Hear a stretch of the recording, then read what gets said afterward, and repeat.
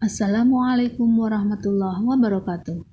Hari ini kita akan mempelajari manajemen logistik. Logistik berasal dari bahasa Yunani, Logos, Prancis. logi, Apakah itu logistik?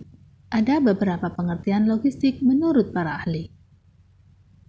Logistik merupakan integrasi dari manajemen pengadaan, persediaan, transportasi, serta kegiatan atau aktivitas pergudangan di dalam menyediakan alat untuk memenuhi kebutuhan pelanggan baik internal atau eksternal.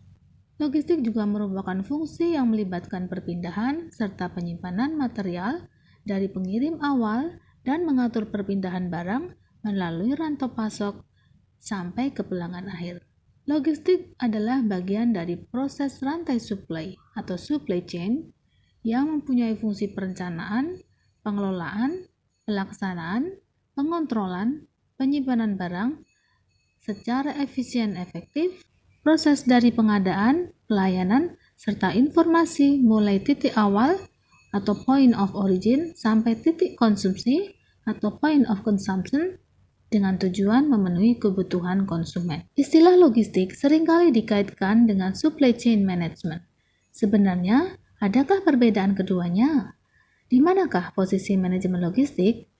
Mengapa manajemen logistik penting untuk dipelajari?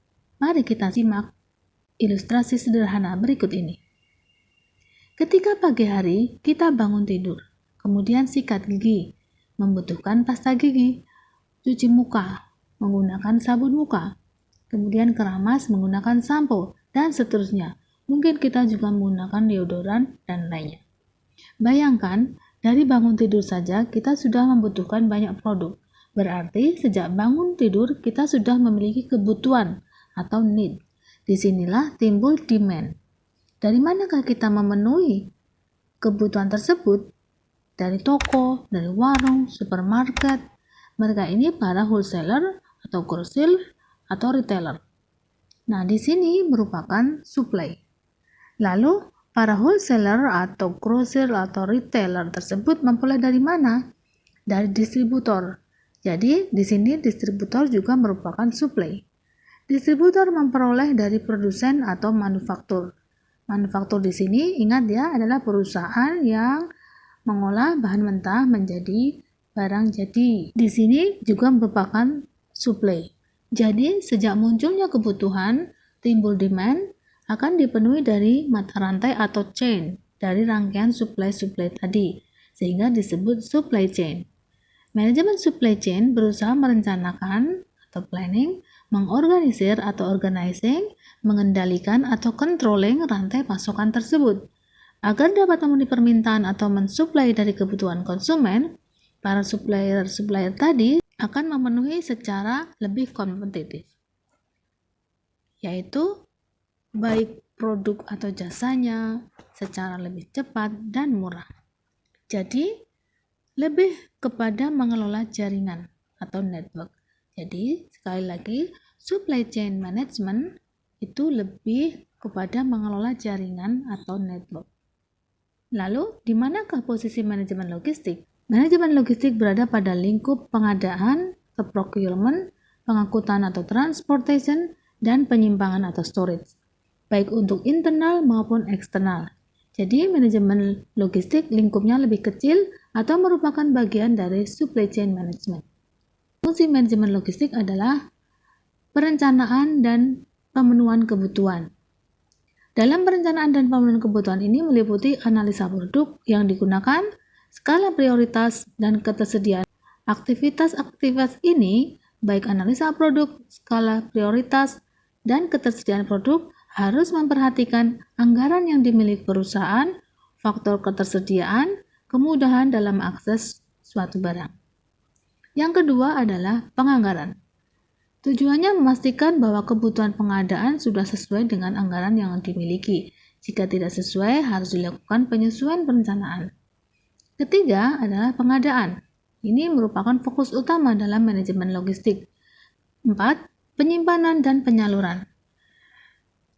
Dalam penyimpanan dan penyaluran disalurkan kepada pihak lain yang berkepentingan, kemudian disimpan sesuai dengan standar operasional prosedur perusahaan. 5. Pemeliharaan.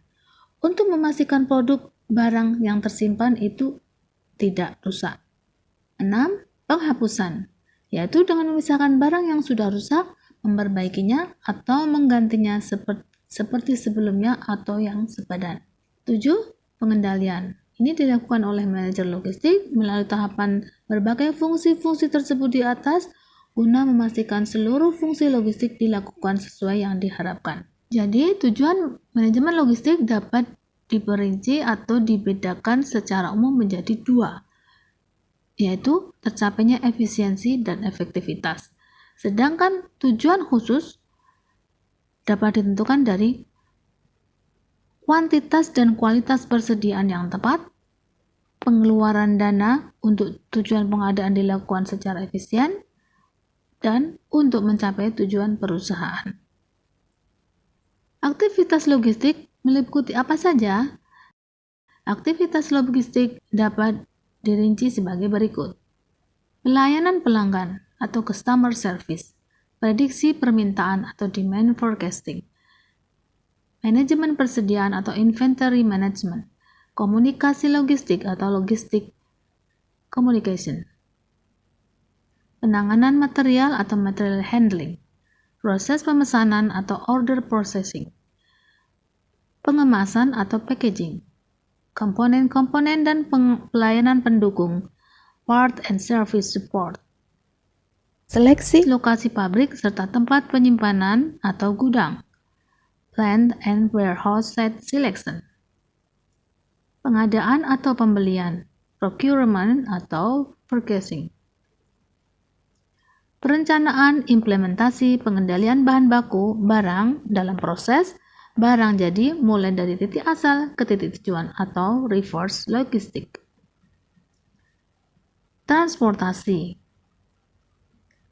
pergudangan dan penyimpanan atau warehousing and storage. Demikian materi pengantar manajemen logistik hari ini. Sampai jumpa pada materi berikutnya. Wassalamualaikum warahmatullahi wabarakatuh. Ciao.